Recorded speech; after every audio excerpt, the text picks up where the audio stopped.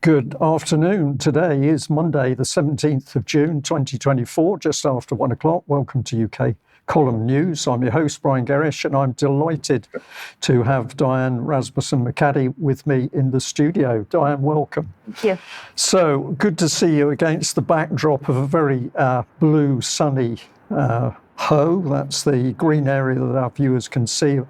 And we're looking out over Plymouth Sound there. But today is a lovely day. We're going to keep our fingers crossed that the weather is going to stay that way.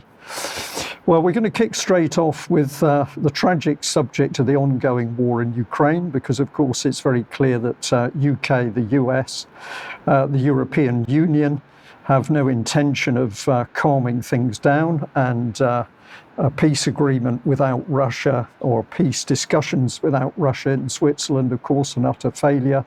But the aim of the game is to keep the bloodshed going. And so the US, UK, European Union powers doing everything that they can to try and keep the flow of ammunition going into Ukraine. But of course, no war can be fought without money. And the BBC crowing in this little video clip, which we'll just play there in the background, as the US and Ukraine sign an agreement for yet more money into the war. So this was the text here, that some 325 billion worth of assets were frozen by the G7. That, of course, is Russian assets. And that's accruing interest at about 3 billion a year. Under the G7 plan, the 3 billion will be used to pay off the annual interest on the 50 billion loan that's been cooked up for the Ukrainians, taken out on the international markets. The money is not expected to arrive until the end of the year, but seen as a longer-term solution to support Ukraine's war effort and the economy. Now, this is some pretty fine manipulation of money, because at one stage there were many calls for the whole of those Russian assets to simply be seized by the US and the West. But even the Western banking system started to get squeamish when it realized that this meant that no other nation in the world could trust the Western banking system, as if you invest your money, it may well be stolen by those very same Western bankers. Now, the BBC article talked about this lady, Christine Lagarde. I've just chosen a Politico article here, which was emphasizing what she said back in April 2024. But let's bring that in on screen. She said, moving from freezing the assets to confiscating the assets, disposing of them, is something that needs to be looked at very carefully, because it would start breaking the international legal order that you want to protect, and you would want Russia and all countries around the world to respect. And what the BBC was using Lagarde's quote was to say that basically they realised that, well, maybe Russia wasn't too impressed with what was happening, but of course the aim was, let's just take the interest off the money, and that is okay.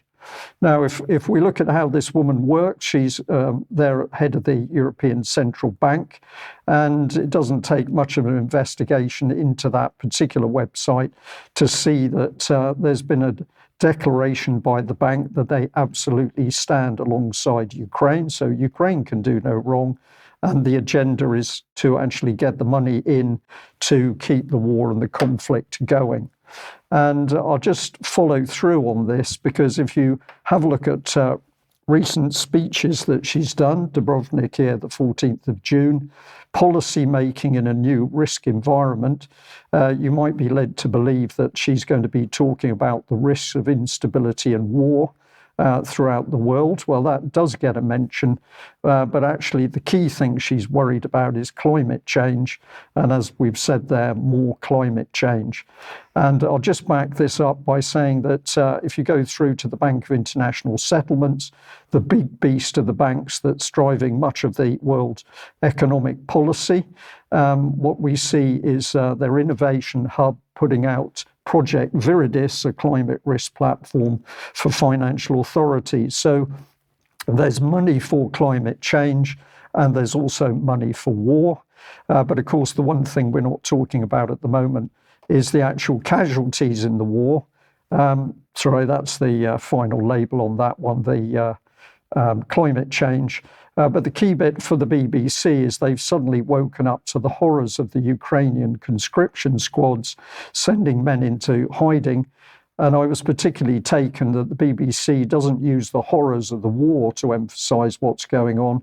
We use a wedding photo, but behind it is absolute tragedy. We'll just play this clip on screen as these very brutal groups in Ukraine are literally hunting not only young men, but men of mature years and old men because they're desperate to get more troops in on the front due to the horrific losses that they've suffered in the war today.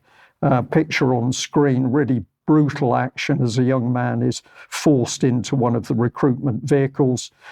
He's going to be taken off for minimal training, and probably he's going to be dead within a few days or a few weeks of reaching the front line. So I'll just put this last one up here. The BBC has had to admit that even the Ukrainians now say that people don't want to volunteer to fight on the front.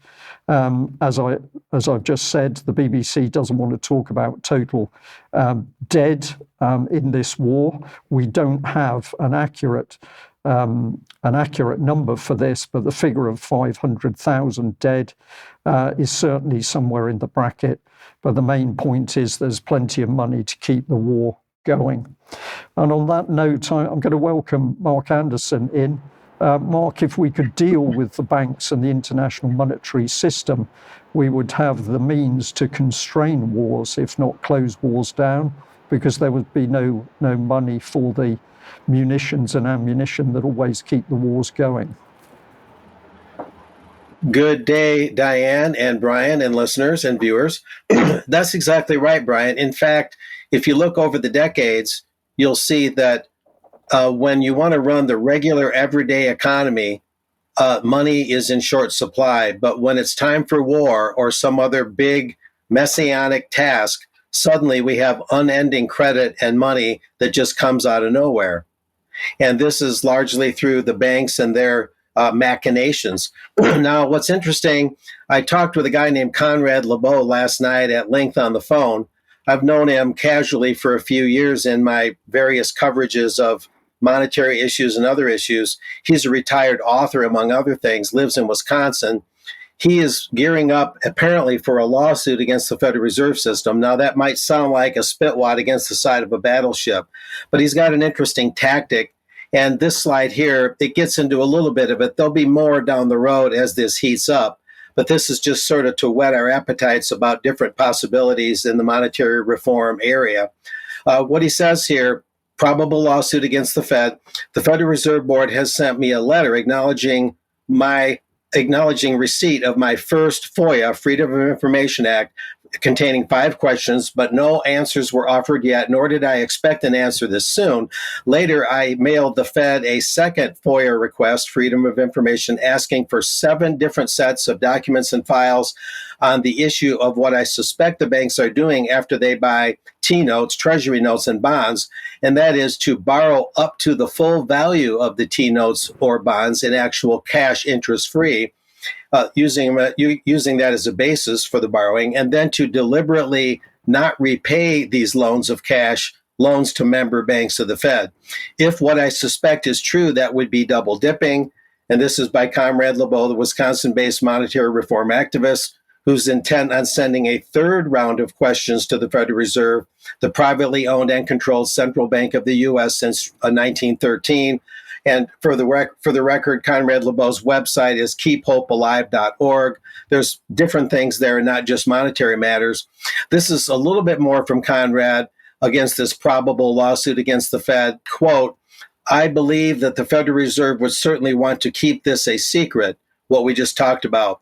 In his book, Money, Questions and Answers, published in the early 20th century, Father Charles Coughlin, the famed radio priest and monetary reformer from Michigan, reported that banks were borrowing cash interest-free based on their bond holdings and at the same time collecting interest from U.S. taxpayers on the same bonds from the total value of the bonds. And I have that very book, Money, Questions and Answers. It's very interesting, written by a priest, no less. Going on, this could turn out to be more double dipping, Conrad wrote. It could be money laundering and racketeering as well. We will find out together what the facts are as they develop. I feel I'm now laying the groundwork to possibly take the Fed to court and hopefully have some parts of the Federal Reserve Act of 1913 overturned by a federal court. This action, he admits, is in slow motion. I've asked the Fed for the files and docs. Let's see what they produce. And I can mention too, Brian, that so far he's been almost totally stonewalled on any important information from the Fed, which states on its website that it's willing to share and divulge information under the law to a certain extent. Now, moving on and broadening the discussion a little bit about monetary reform, over the years, going back to 2008 in Chicago, that's when I first learned about and covered some events by the American Monetary Institute, and I just happened to get a email from them the other day, and this was in there. They're having their next conference, the 2024 International Monetary Conference. It's typically in Chicago, and it's going to be not until September 27 through 29. There'll be more information on this. That was founded by Steve Zarlenga, who passed away in 2017. I got to know Steve at a program, Brian and Diane, in Washington, D.C. at a cafe. And the noted Democrat populist Congressman Dennis Kucinich was there, who was recently RFK's campaign manager, but stepped down. Anyway, the American Monetary Institute has basically, and this is their own literature, they've basically advocated the nationalization of the Fed, not necessarily getting rid of it altogether, but supposedly changing its nature. Private commercial banks and financial institutions would no longer issue the nation's money by making investments or loans. All legal tender money is issued through the government, which captures the full use of the seigniorage benefit. Seigniorage basically being the national money and the benefits that stem from that. So that has some connection, Brian, at least generally, with the Bradbury pound. And what I'm getting at in a broader sense is these are some ideas that I'm bringing up today where you might take the Bradbury pound concept and you might find a path from that and where to go with that. The list today and what I'm covering is by no means all inclusive, but it's a start. As if we had the Bradbury pound situation, the government producing its own monetary unit, where would we go with it? So moving on, another interesting website that has a long legacy to it is the Australian League of Rights. And it has a famous quote from the British statesman Edmund Burke: all that's necessary for the triumph of evil is that good men do nothing. And one of many things at alor.org is Operation Bankwatch, many things that have been enacted and considered over the years. And this says governments of all persuasions and politicians in particular absolve themselves entirely from such responsibility in these financial matters, and to why our financial system and economy has collapsed and is not being regenerated, and refuse to apply themselves to this vital situation. So it's pointing out the basic dilemma, the basic problem. And it goes on to say the truth is the present impasse has actually been created by the actions and neglect of our federal politicians over a long period of time with the blessing of acquiescing state governments. The responsibility is now entirely with these very same politicians, our duly elected representatives, to see that changes are made, in this case, to Australia's financial system. Very interesting stuff, and we'll keep moving on. And to allow unpayable debt to be accommodated, that's the goal, and written down in some way. A lot of people would completely erase debt from the books, calling it fraudulent anyway. That's been brought up. The situation must be addressed as a matter of urgency. Otherwise, this casualty lists among industry and farmers will grow and grow till Australia itself destructs economically and socially. So we'll keep going. I've got some miscellaneous items. This is another program going on a little sooner in mid-July, based on the writings of C.H. Douglas, who was a British engineer and helped with the London tube system, among other things. He wrote a book called Economic Democracy that was promoted in a lot of the crown dependencies in the early 20th century. The C.H. Douglas Seminar will be in Adelaide, Australia in mid-July, and I can talk about how to learn more about it.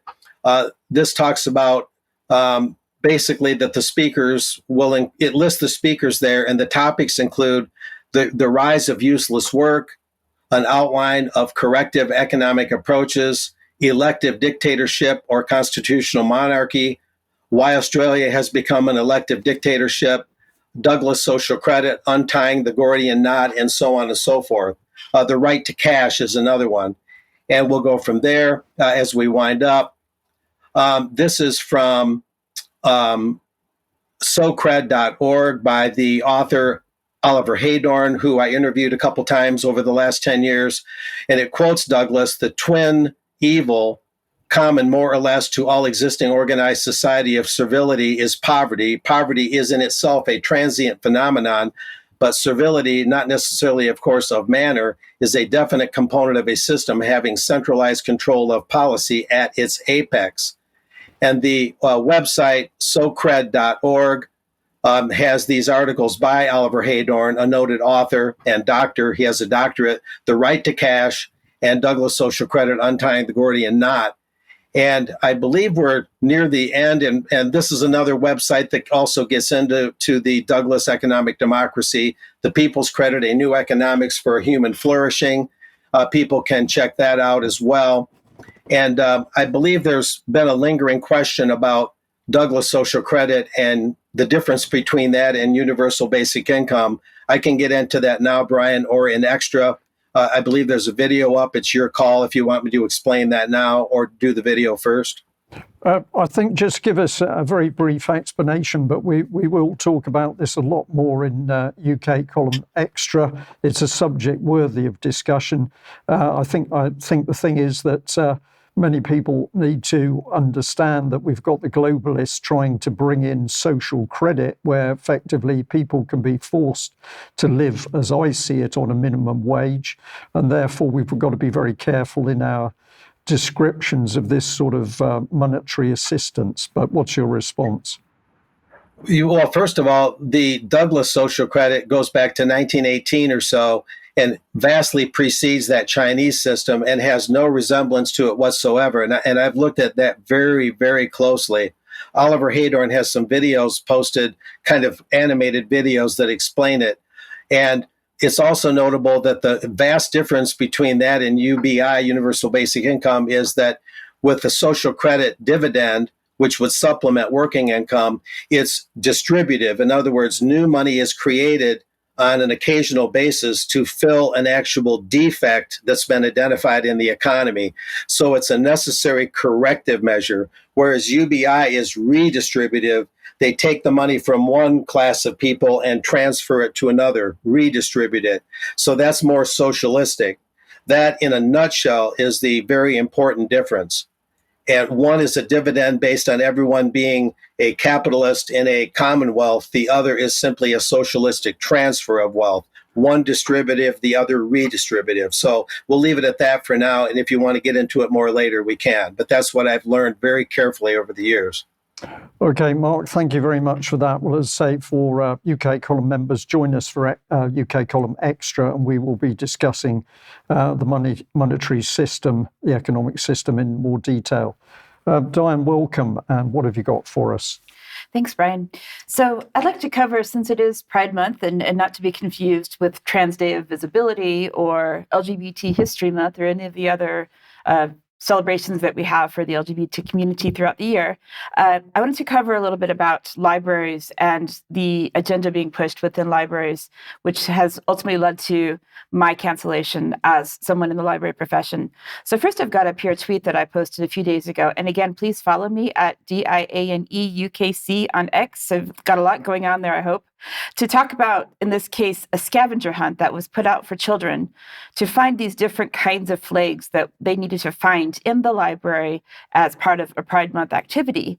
And this is what happened to me. Was I was opposing things like this, and I said, this isn't appropriate for children. And so I got mobbed and canceled and thrown out of my professional body for doing so. So I just want to take you through some examples and some research that's going on to show you what's really happening in libraries. And those of you who have children or grandchildren who are of school age and early years ages, you really want to pay attention to this. SILIP, which is the organization that I was forced to resign from, is the Association for Information Professionals and Librarians in the UK. It is a chartered institute. Previously, the patron was the Queen herself. This is the LGBTQ plus network that's on the next slide here that we can see an example of their website.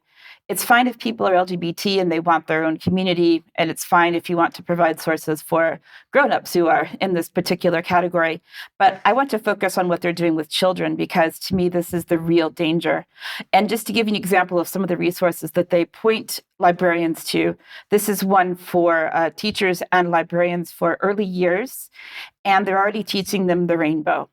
And they're talking specifically about showing, these are gender stereotypes, how to avoid gender stereotypes, how to break them, and making children, from the very, very beginning, aware that there are differences and looking for differences and trying to point them out to make them see that people are different, which children don't really see anyway. But if we look here, this was an article from April on GB News, which is starting to uncover more and more about the charity called LGBT Youth Scotland, which I'm familiar with. Ordinarily, I'm up in Scotland. And what they've been talking about is the amount of money that the Scottish government has been providing to LGBT Youth Scotland over the years, which is a so-called charity. They have been doing things that are absolutely outrageous, Mike and Brian and everyone here today. I want everyone to be aware of this. Making children as young as 4 years old identify if they are trans or bi or lesbian or gay, children who are not going to have any idea of what they're talking about, and making them be representatives to these communities. LGBTQ Scotland was talking about, they're saying, well, we're not responsible for this, but their former coordinator, chief executive, is in prison was in prison. He might be out by now, I'm not sure, but he was in prison for running Scotland's largest pedophile network. And there's some terrible descriptions of the abuse that he inflicted on children during this time. It is absolutely disgusting what he did, obviously, and LGBTQ Scotland continues to deny any association with this, but there are people now who are in their 20s who said, well, I was still abused when I was younger, when I was working with this organization. And if I may just come in there, Diane, the name is James Rennie is at the bottom of the screen that I can see. And of course, UK Column, I think, was one of the initial reporters on the fact that he'd carried out horrific abuse of very young children. He was also a common purpose graduate at the time, which we found significant as it meant he'd be working in secretive networks around that organisation. So lots of questions to be asked here. Yeah, and what happened was his sentence was reduced by half, which is why I'm not sure if he's still in or if he got out early, which raises even more questions there, I think, as well. So LGBTQ Scotland, again, promoted by SILIP, and the Scottish section of that, LGBTQ Scotland, promoted by SILIP Scotland, and associated organizations within this professional body. So when I raised questions like this, I was put under a range of disciplinary matters, said, you can't do this, this isn't inclusive, this isn't fair to the LGBT community, and so on. And this is not just limited to the UK, of course. We can see examples in America. So on the next slide, we have from the American Library Association, which is the child, or the sister organization to SILIP, where their 2024 conference, which I was supposed to be at this year until I was rejected from the organization, but I'm here instead at the UK column, so it's a much better option. This is on their program just as an example on how to support transgender students, practical tips for librarians, educators, and allies, presented by Alex Myers, he, him, his, who does identify as trans if you read the biography there, and what can I do to support transgender students? And what's really scary about this are the pieces of the agenda that go forth and talk about how we provide these services without consulting parents, that we don't even want to consult them, that we shouldn't consult them at all whatsoever, because they say that children have the right to privacy. And this is also covered in the CILIP conference this year as well. Children have the right to privacy, digital rights of children. So therefore, those rights are more important than what could possibly be protected by the parents or the families that care for them. So just here at the end, I have one more slide we'll cover here, which is all about, well, just very quickly, a couple of things. This is a comic book that was exposed in an Edinburgh school for girls. And we also have on the flip side of this here as well, if we look at this next slide, we have issues of censorship and book banning where they're complaining about LGBT and materials for children, for LGBT as well as biracial or people of color, all of these sort of marginalized anti-racist materials, which we know are actually racist materials.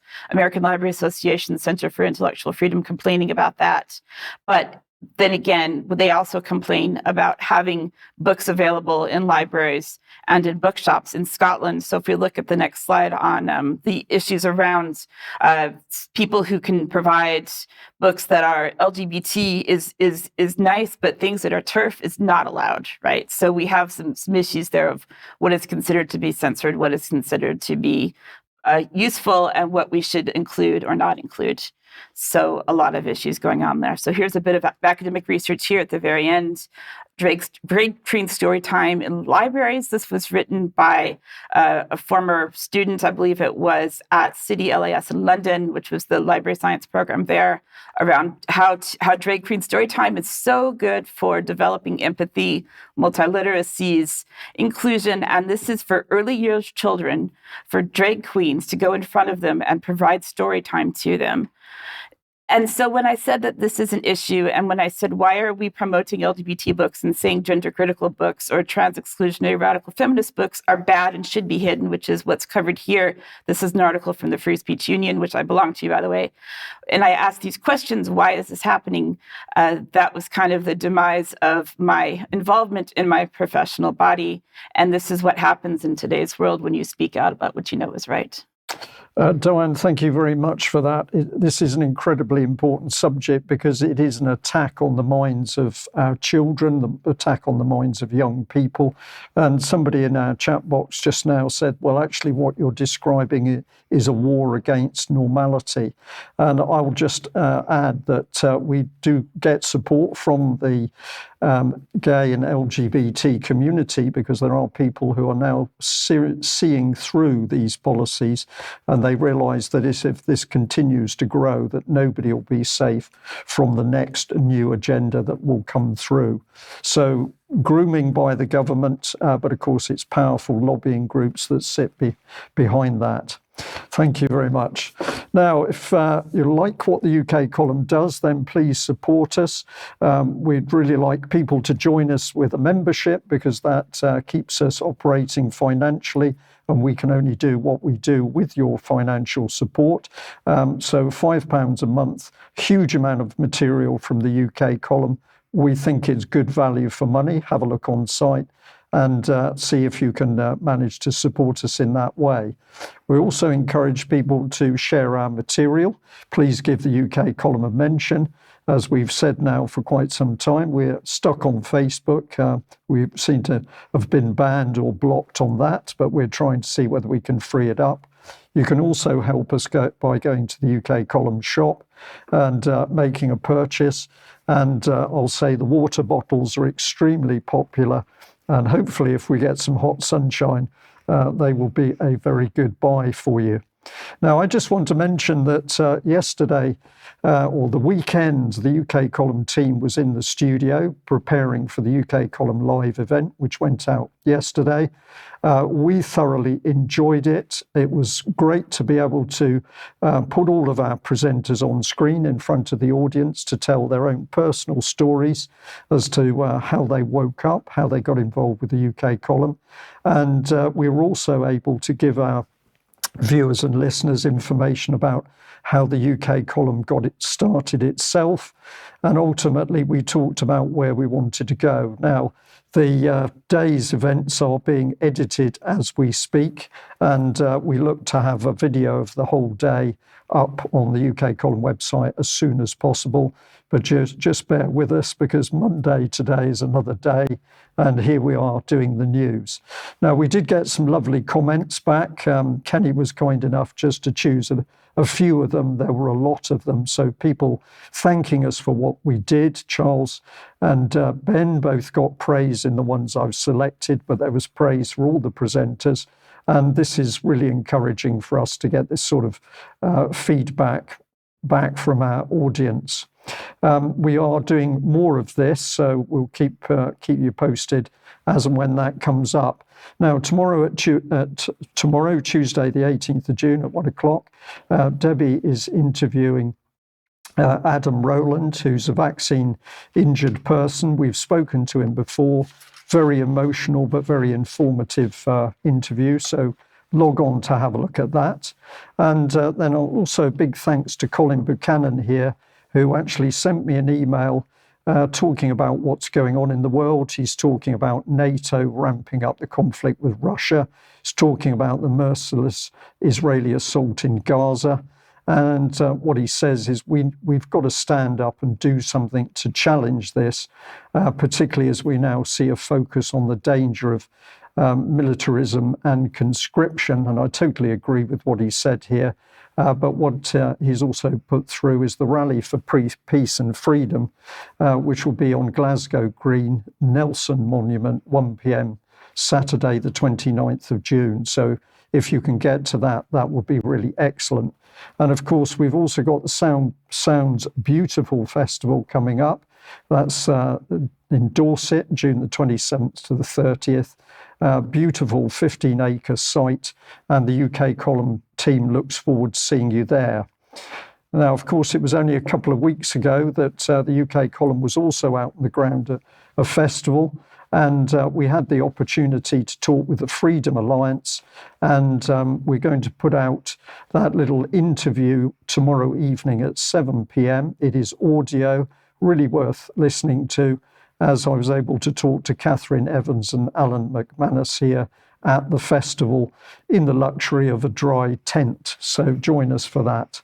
And this is really the big date for your diary, is Saturday the 19th of October 2024, when UK Column will be in a very good venue. More details of all this will come up in Bristol. And this is the opportunity to not only meet the UK Column team live, in person, but we also have some really good speakers. Now, Mark, I'll just bring you back in, because you've got an update on AI. No doubt recall last Monday, I did a report on Sam Altman, the head of OpenAI. And of course, Sam has been a regular Bilderberg attendee, and I noted that Bilderberg connected media such as Axel Springer, and it owns Politico, especially News Corp and others. Financial Times is very ubiquitous, are making deals with OpenAI to use the news content and re-engineer that, you might say. Well, in this case, we have Edward Snowden calling out what's going on. And excuse me, I have the glow from my desktop computer here to be able to better read what you're showing on the screen. Bear with me. And basically, in this update to what I reported last week, Edward Snowden, the known high-tech dissident, he viscerates OpenAI's decision to put a former National Security Agency director on its board, saying, quote, "This is a willful, calculated betrayal of the rights of every person on earth," end quote. And he goes on to say, "Do not ever trust OpenAI or its products." The NSA employee, Edward Snowden, turned whistleblower, wrote on X recently, after the company, OpenAI, announced retired U.S. Army General Paul Nakasone's appointment to the OpenAI board's new Safety and Security Committee. And Snowden went on to say, Brian, there's only one reason for appointing an NSA director to the board. This is a willful, calculated betrayal of the rights of every person on earth. And Snowden added, "You have been warned." So this is a very important and brief, for now, update on that, and we'll keep following the meaning and substance and outcome of these marriages of elements of the mass media cartel to OpenAI, which is considered the leading AI firm on earth, and very, very connected with Bilderberg directly and indirectly through these media outlets. So there'll be much more on this, and we'll see where this thing goes and how it grows. Back to you. Okay, Mark, thank you very much for that. Well, let's turn to the election. And a few days ago, I was talking about the real power behind the political puppet show, which is the elections about to take place in UK. Obviously, the team players, in inverted commas, Rishi and Keir Starmer. But what I was emphasising here is that we have to look around the party to see where the power base is. And I'm going to talk today about the funders. And strangely enough, I ended up going to look at Open Democracy. Now, if you look at their information, this is very good information, and they're talking accurately about what's happening. But I think you also need to remember that Open Democracy itself is a political and social change agent. I'll just put that on screen so that there's no misunderstandings with my view of what Open Democracy is up to. However, good article from them with a lot of information. So it's saying that the Conservatives received the most donations by far, 44.5 million, compared to Labour at 21.6, 6 million for the Lib Dems, and a mere 610,000 for the Green Party, and 255,000 for Reform. And the important thing about that is when you get into this bit on Labour, it says of the 21.5 million in cash received by the Labour Party in 2023, just 5.9 came from the trade union movement, compared to 14.5 million from companies and individuals. And they write, the author of the article rightly describes it as a huge increase in the previous year. And this has all happened around Keir Starmer's leadership.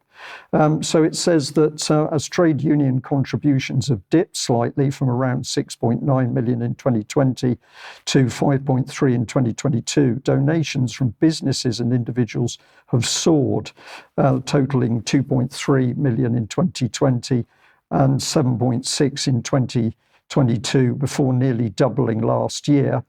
And if we just bring in a bit more detail, this is where it gets interesting, because around 10 million of the total comes from just 4 sources. Gary Lubner, 4.6 million, David Sainsbury, 3.1, Fran Perrin, 1 million, and Ecotricity, 1 million. And that last one is the green energy firm owned by prominent eco activist Dale Vince. A bit of highlighting here. This means that just 2 individuals gave the Labour Party more money last year than all the trade unions combined. So is Labour to do with the ordinary working man and woman? I don't think so. But if we get into the Tory party, it says that of the 44.5 million in cash received by the Tories, more than 20 million came from just 2 sources, John Sainsbury and Frank Hester, an IT entrepreneur from Leeds who's given 5 million personally, and another 5 million through his firm, the Phoenix Partnership, which has benefited from public sector contracts. So this really, in my opinion, needs to be shut down. This is a bit more detail on other funders. We've got Mohammed Mansour, Egyptian-born billionaire, 5 million. Graham Edwards, co-founder of the largest private company in UK, Trillium, which is 2 million. Amit Sawyer at 2 million. Christopher Barry Wood, 1.3, and Alan Howard, hedge fund manager, 1 million. So who really controls the Tory party? The Tory party or the funders? In my book, it is the funders. But let's have a look in a different direction, and let's highlight the subject of Israel, which I am not shy of talking about because, of course, there is huge lobbying power coming directly into British politics from Israel. But if I go back to the UK column from 2015, we were starting to warn about people who were dismantling the idea that UK was a Christian country. So the Telegraph here, Britain is no longer a Christian country and should stop acting as it is. And I'm highlighting here the Commission on Religion and Belief in Public Life has been convened by the Wolf Institute, Cambridge, to consider the role of religion and belief in contemporary Britain. Now, this was a very big issue for the Jewish press, because the Jewish Chronicle here heaped glowing praise on the work of the two top judges, Wolf and Butler Schloss. But what were they actually doing? They were demoting Christianity. And the UK column did a lot of research into the work of the Wolf Institute, which describes itself as independent.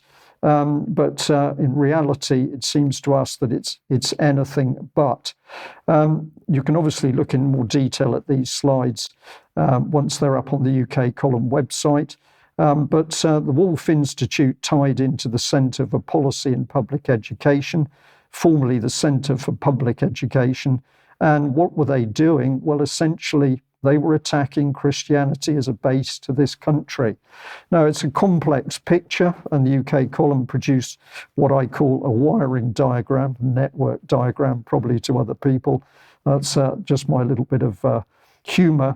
But in it, we see that the key people of Wolf and Butler Schloss mixed with a whole host of other people to unleash this agenda for massive constitutional and religious change in UK. And of course, I've highlighted top right funding coming in from a number of big institutions, such as the Joseph Rowntree Charitable Trust and Open Society itself with George Soros, plus the Wolf Institute. Now, back in those days, the UK column did what we still do today, and that is we sent an email off asking for more details of the funding. That's my original email. Back came this response. It is not relevant exactly which organisation provided how much money. There is full disclosure as to our funders. The commission was a major undertaking, and the secretariat was provided by the Wolf Institute, who were therefore the main backers. Now, my point was that although they did say who had funded, they did not say the value of that funding. And of course, large sums of money equal lobbying power and control to push this issue through. So we also flagged up this man, Dr. Edward Kessler, and we showed that he was also sitting on the Foreign and Commonwealth Office Advisory Group on Freedom of Religion and Belief, and he regularly teaches the FCO staff on how and why religion can fundamentally affect policy. So here we see a very dark action going on, that we're mixing politics and religion, but we're using religion to drive the politics. And in the mix, we also highlighted Justin Welby, who was working in the shadows. We said to destroy his own church, because here was the Archbishop of Canterbury sitting on part of the Wolf Institute's team of patrons who were coming up with the policy that was going to suppress Christianity in the first place. So an astonishing situation. Can we trust our parties? I don't believe so. We've got to look much deeper to the power of the money supporting them and the lobbying groups. Well, let's move on from there. And I think, Diane, you're on the subject of AMR. AMR, thank you. Went out of my head just for a moment. No, actually, thanks, Brian. This has been a big collaboration between myself and the fabulous Debbie Evans, looking at the large issue of bacteria, of antimicrobial resistance, and the larger agenda that's going on. And I'm going to give a little bit of my take on it and from the perspective of university research supporting this. If you've been watching the news at all recently, the mainstream news has been reporting E. coli outbreaks in the food supply. This has been the most recent thing. They said now, sort of, we don't know what it is, but it's maybe potentially some sort of a salad ingredient, as we can see on the next slide. There was some information here from Sky News and sort of all these mainstream sources that have been saying salad ingredients, don't eat sandwiches. We don't really know exactly what the source is, or they're not telling us. They're being very mysterious about it. which I think is a great way to increase the fear. They're also saying, if you look as well in Virginia in the United States, the same strain of E. coli is apparently spreading around there, an outbreak in Virginia. And the problem here is that we don't really know what it is. And I personally want to think that is possibly a bit intentional. We also have cryptosporidosis and cryptosporidium, which I'm probably not saying correctly. Debbie says that better than me. But here the issue is, if you eat a sandwich, if you eat a salad, you're going to get E. coli. If you drink the water from the water supply, you might get cryptosporidosis, which is laced with cryptosporidium, which of course is the fault of the water companies, especially Southwest Water, which I can say now that I am down here in Devon, where I am using Southwest Water, unfortunately. Indeed. Yeah. Yeah. The parent company of Southwest Water is the Pennon Group, and their 2024 report said that there was no mention of E. coli or what global heating, which was reported in The Guardian as being the cause of cryptosporidium potentially spreading around the water supply. They don't mention E. coli. They don't mention global heating. There was one mention of cryptosporidium. So certainly, and they said it was a lower risk rating than, current risk rating has gone down, which is really impressive, isn't it, Brian? So if we go on as well here, I looked at some academic research to kind of see, okay, what are they saying about climate change? Climate change, according to these researchers and others, say that it has a little overall impact, which in this case was around the runoff of cryptosporidium and one other bacteria from between land and surface water. So there's a lot of research around cryptosporidium and especially around E. coli that I can't get my head wrapped around. In 2022, our Dame Sally Davies, who, according to Debbie, is potentially even more evil than Dame June Rain, if that's possible, antimicrobial resistance could kill us before the climate crisis does. So again, increasing the fear.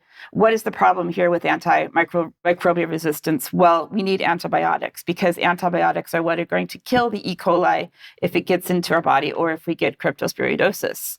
So if we don't have antibiotics, then what's going to happen to us? Well, we're going to be in a lot of trouble. There's a map here which Debbie shared last week, I believe it was last Friday on the news, from the WHO around health emergencies around the world. That, as she's saying, it's not going to be this pandemic, this COVID that they're going to try to scare everyone with now. It's going to be more localized epidemics. And if you can see closely, hopefully you can see close enough, put on your glasses. If not, cryptosporidosis is in the southwest of the UK, which is where Brian and I are right now in Plymouth. And E. coli is also in Europe. And they're saying this is all going to increase. It's all going to get worse. More and more people are going to get sick from these different epidemics that are around the world. Antimicrobial resistance is a major topic of research funding in the UK. This is from the UK Research and Innovation Council, which kind of governs the major funding agencies that pay for government-sponsored research in UK universities and institutions. So we can see here that there are all of the major research councils which fall under UKRI are covered from 2021 to 2025. As they say here, this occurs when pathogens such as bacteria, viruses, fungi, or parasites stop responding to the drugs used to treat them, and this makes infections harder to cure. So if we have a problem, if we can't drink a glass of water, if we can't eat a salad, and they're potentially laced with bacteria, what can we do that's safe anymore? So that's a big question. That's a good question. Yeah. So the WHO has this One Health thing, which I'm sure has been covered previously, which they define One Health as an integrated, unifying approach that aims to sustainably balance. And we know what sustainable means. It means unsustainable because we are living in an inverted world when it comes to language, and optimize the health of people, animals, and ecosystems. So this is linked to the Medical Research Council in the UK because they are a partner in this global coordination. This involves 29 nations in Europe with over 170 million euros invested to curb antimicrobial resistance. Huge amounts of money, huge amounts of people and resources. So that takes us again to Agenda 2030 and the UN Sustainable Goals, which we can find in the UN Sustainable Goals around E. coli, which is highlighted there at the bottom. We have an AMR indicator, which is built into the Sustainable Development Goals. And how are we going to monitor this? What are we going to do about it? Well, we have the Human Environment Program, which says it is imperative to tackle these environmental dimensions of AMR. So once again, linking together climate change with sustainable development goals, with now antimicrobial resistance, because we're all going to die because we drink a glass of water, or because we breathe the air and we turn on the air conditioning. If it does get hot here, all these things that could be happening. And these consuming antimicrobials will impact many other SDGs. So if you do need antibiotics because you got really sick from eating a salad, you're going to destroy the climate. You're going to hurt other things. You're going to impact education. Who knows what damage you could do if you need a dose of penicillin. So what happens here then is we start to get into what the universities are doing. And this is where I want to show you some specific examples to show you how this exactly happens. So here's a video from the University of Manchester. Apologize in advance for the quality of the video, showing how the University of Manchester is enacting the 17 Sustainable Development Goals.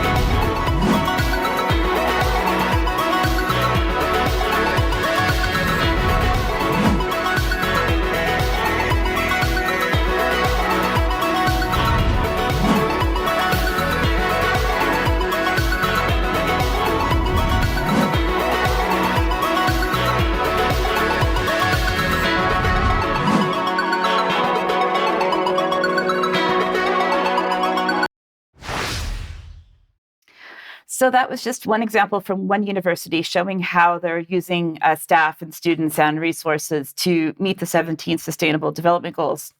We have here our friend from the past, Professor Chris Whitty, who is involved in the London, as you see down here, he was professor of the London School of Hygiene and Tropical Medicine.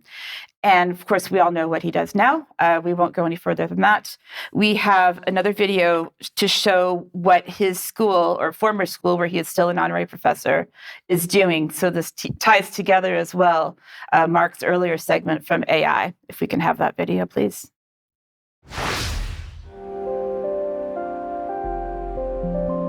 AI is completely changing the world. It's revolutionizing it. And in my case, it will be for microscopy. So all the developments that have been done in computer vision, which is basically you have a digital image and you need the computer to understand what is in that image, that's now being applied to microscopy. The ambition of our science now is just so different than what it was 3-4 years ago, because we can test research questions at such a scale that were previously unimaginable. So the solution for AMR and bacteria and so on is going to be AI. So I don't know about you, Brian. I don't necessarily feel any safer after that. Not at all, because we're now able to see videos and indeed documentation where, for example, the MHRA simply discusses the data. It doesn't get to the root of the problem of the safety and the damage that's been done to people as a result of the vaccine. So the talk is all about manipulating numbers and data. And of course, if you use an AI system, that's just going to be part of that circular pond. Yeah. Exactly. And so my final slide here in the segment is just to show you, in case you weren't already...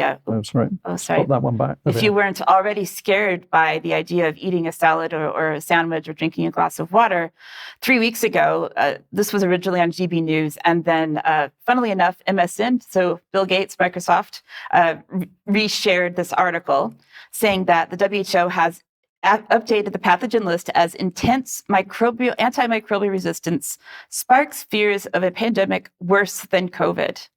So this is what they're saying. They're saying that we will be looking to next.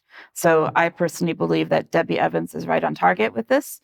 And I hope this has shown why. And I hope I've also shown why the universities are doing their very best to support all of this, Brian. Yeah. Okay. Thank you for that, Diane. Well, Mark, let's bring you back on screen, and we're going to finish the news today with a segment on Africa. And what is in my mind is that as we've seen huge amounts of money created and moved around the world to keep the wars going, whether it's in the Middle East or Ukraine, we never seem to see those same efforts made in order to solve poverty, food or drinking water, particularly in Africa. Over to you. Yeah, being a little mindful of the time. Thanks, Brian and Diane. Good stuff. This is an article through the Brownstone Institute website by a Nairobi professor, if I'm saying his last name right, Odwar. Which Way Africa? Africa, of course, has had many tragedies visited upon it over the decades, colonialism, etc. The exploitation there has been off the page. And moving on from there, we'll kind of do a somewhat shorter version of this. Viewers can check out more detail as they see fit. Professor Odawar wrote in my in the 24th April 2024 article, 224s there, I pointed out that if the WHO's pandemic agreement were signed into international law in its current form in May as scheduled, and it turns out that agreement or treaty was not, only the international health regulations were passed at the 77th World Health Assembly in Geneva. This was written kind of during that assembly. Then several of the treaty's provisions would greatly harm the peoples of Africa. So this is a bit of a warning if they do, in fact, try to pass the treaty. Among the harms would be the fact that the sovereignty of the continent's states, the African continent states, would be greatly eroded by the centralized management of public health emergencies. Besides, an unprecedented censorship infrastructure would be put in place, thus inhibiting the building of open societies.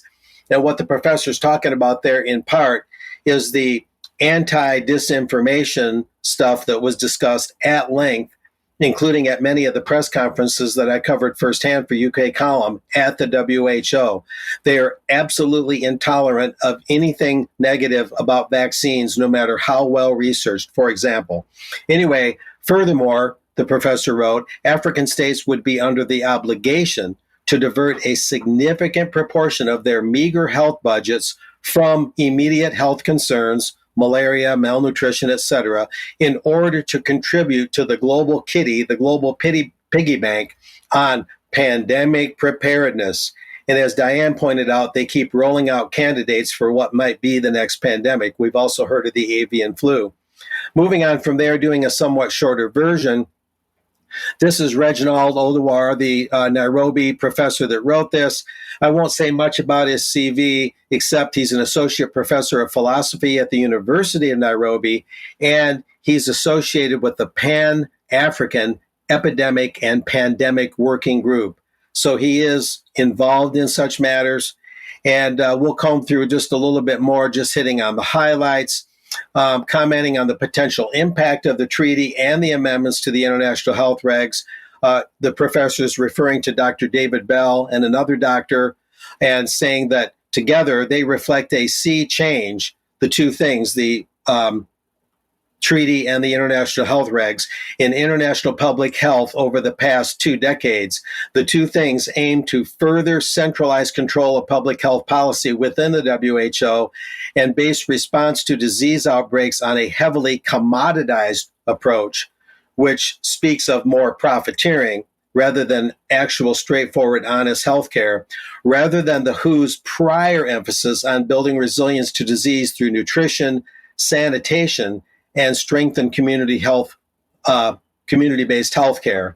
Going on from there, we probably won't get into all of this. The professor wrote, "It seems to me in the field of global public health, the pandemic agreement, which again hasn't been passed yet, is intended to play a role similar to that played by a constitution, while the international health regs would have a role equivalent to subsidiary legislation." So one is the supporting legislation, the other is the more broad umbrella, like a constitution. Important to take note of these structural things. Of great relevance to my reflections of great relevance to my reflections in the present article is Professor Akechi's further observation, and this is probably the last thing I'll cover on this. Professor Akech, that Professor Odewar is referring to, said the following: "The proliferation of international regulatory mechanisms over the last 2 or so decades has created a democracy deficit in the international arena. Our interactions across borders have led to a realization that our interests, grievances cannot be addressed by separate national governance systems. As a result, the makings of these governance decisions has basically inevitably shifted to global institutions, often without our national participation or any accountability to national entities. Yet these institutions, the global ones, exercise immense powers and regulate vast sectors of our social and economic lives. Their decisions directly affect us." And Diane talked about the machinations with the 17 Sustainable Development Goals, in many cases without any intervening role for national government action. Here as well, a need arises to democratize the exercise of power. And as I talked about earlier, Brian and Diane, with monetary reform, and we might talk about it in extra, one way to democratize the exercise of power is to wrest the control of monetary policy from private central banks and their usurious ways. That's not the only way, but it's a major way, and we'll leave it at that for now. Interesting update, and I think it's encouraging to see that we have got people in Africa that are standing up and warning about the encroachment of these globalist policies and also the dangers of the World Health Organization, and they need all the support they can get. Well, thank you both very much for joining me for the news today. It's been most enjoyable. Now, before I go, I must hold this up. This is a UK column publication, which Mike Robinson has brought on stream, Agenda 21, Your Life in Their Hands. Now, this is absolutely talking about globalist policy and how those sustainable goals are being developed. We originally wrote it. This was originally written by a gentleman called Martin Edwards, who has been writing for the UK column for a very long time. A really excellent article, so much detail. Mike decided that it should be updated to make it fully relevant to 2024, and it should be produced in this really wonderful brochure format. I'm going to encourage people to go to the UK column shop to have a look for this document, because it's very, very informative, and we would really like as many people as possible to buy it, share the information. That helps everybody, but of course also helps the UK column produce more material.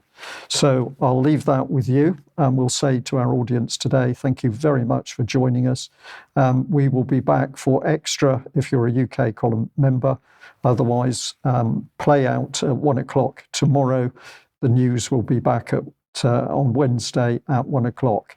We will see you there. Thank you. Bye-bye.